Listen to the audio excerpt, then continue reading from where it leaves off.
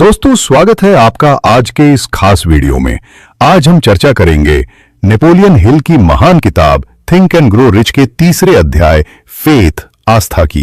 हिल कहते हैं कि आस्था हमारे विचारों की रसायनज्ञ है। ये हमारे विचारों को ऊर्जा देती है और हमारी इच्छाओं को वास्तविकता में बदल देती है। आस्था वो मानसिक स्थिति है जो हमें ये विश्वास दिलाती है कि हमारे सपने पूरे हो सकते हैं, चाहे दुनिया कुछ भी कहे। आस्था केवल धार्मिक भावना नहीं है, बल्कि ये एक मानसिक स्थिति है।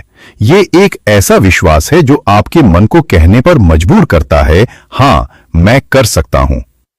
हेनरी फोर्ड ने कहा था, चाहे आप सोचें कि आप कर सकते हैं या सोचें कि आप नहीं कर सकते, दोनों ही हालात में आप सही होंगे।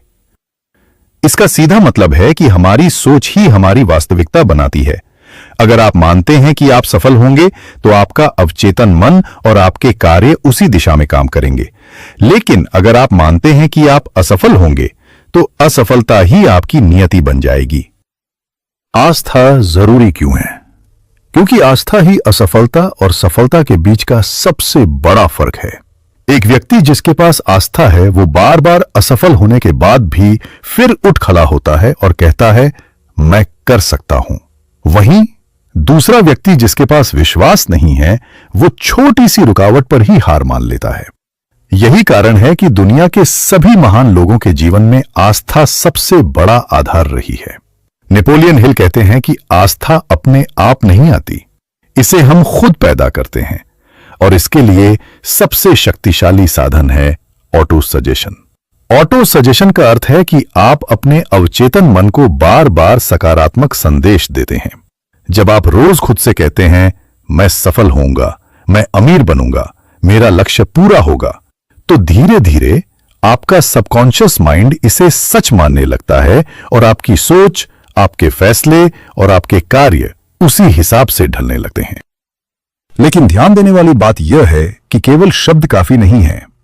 अगर आप सिर्फ जुबान से कहते हैं कि मैं सफल होऊंगा, लेकिन अंदर से डर और संदेह रखते हैं, तो इसका कोई असर नहीं होगा। आस्था तभी काम करती है जब शब्दों के साथ भावनाएं जुड़ी हों। जब आप पूरे विश्वास और उत्साह से कहते हैं कि हां, मैं कर सकता हूं, तभी यह विचार आपके अवचेतन मन में गहराई से उतरता है और धीरे धीरे हकीकत बनता है। इतिहास हमें सिखाता है कि आस्था के बिना कोई भी बड़ा काम संभव नहीं है। अब्राहम लिंकन का उदाहरण लीजिए। वे अपने जीवन में बार बार असफल हुए, चुनाव हारे, व्यापार में नाकाम हुए, लेकिन उन्होंने अपनी आस्था नहीं छोड़ी। उन्हें विश्वास था कि एक दिन वे अपने देश की सेवा करेंगे और अंततः वे अमेरिका के राष्ट्रपति बने। थॉमस एडिसन का उदाहरण भी उतना ही प्रेरणादायक है। बल्ब बनाने के लिए उन्होंने हजारों बार प्रयोग किए। लोग उनका मजाक उड़ाते थे और कहते थे कि यह नामुमकिन है, लेकिन एडिसन के पास आस्था थी कि अगर बल्ब की कल्पना की जा सकती है, तो उसे बनाया भी जा सकता है, और इसी आस्था ने उन्हें अंततः सफलता दिलाई। नेपोलियन हिल अपने बेटे का उदाहरण भी देते हैं, जो जन्म से सुनने की क्षमता के बिना पैदा हुआ था। डॉक्टरों ने कह दिया कि यह बच्चा कभी सामान्य जीवन नहीं जी पाएगा, लेकिन हिल ने आस्था रखी कि उनका बेटा सामान्य जीवन जिएगा। उन्होंने लगातार अपने बेटे के अवचेतन मन को विश्वास से भरा, और आखिरकार वह बच्चा न केवल सामान्य जीवन जीने लगा, बल्कि बड़ी कंपनी में काम करने तक पहुंचा। हिल एक और उदाहरण देते हैं, सोने की खान वाले खनिक का। एक आदमी ने खान में खुदाई शुरू की और 3 फीट पहले ही हार मान ली। बाद में किसी और ने वहीं से खुदाई शुरू की और सोना पा लिया। असली हार असफलता से नहीं, बल्कि आस्था खोने से होती है।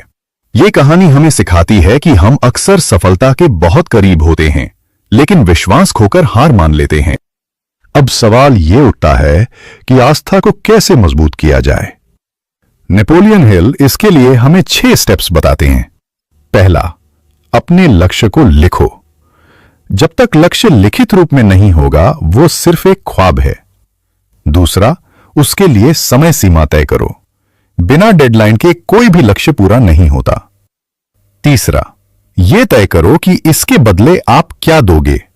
दुनिया में कुछ भी फ्री नहीं है, हर चीज की कीमत होती है। चौथा, एक स्पष्ट योजना बनाओ और तुरंत काम शुरू करो। पांचवा, रोज सुबह और शाम अपने लक्ष्य को जोर से पढ़ो। और छठा, कल्पना करो कि वो लक्ष्य पहले ही पूरा हो चुका है। उदाहरण के लिए मान लीजिए आपका लक्ष्य है, मैं 31 दिसंबर 2030 तक 50 लाख रुपए कमाऊंगा। इसके बदले मैं अपनी सर्वश्रेष्ठ डिजिटल मार्केटिंग सेवा दूंगा।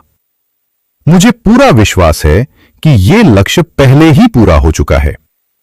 अगर आप इस कथन को रोज दोहराते हैं तो आपका सबकॉन्शियस माइंड इसे सच मानने लगेगा और आपके विचार और कार्य उसी दिशा में आगे बढ़ेंगे। आस्था और डर एक साथ नहीं रह सकते। जहां आस्था होती है वहां डर की कोई जगह नहीं होती। डर हमेशा आपको रोकता है, कहता है तुमसे नहीं होगा, या अगर असफल हो गए तो क्या होगा। लेकिन आस्था आपको आगे बढ़ाती है और कहती है मैं कर सकता हूं, मुझे करना ही होगा।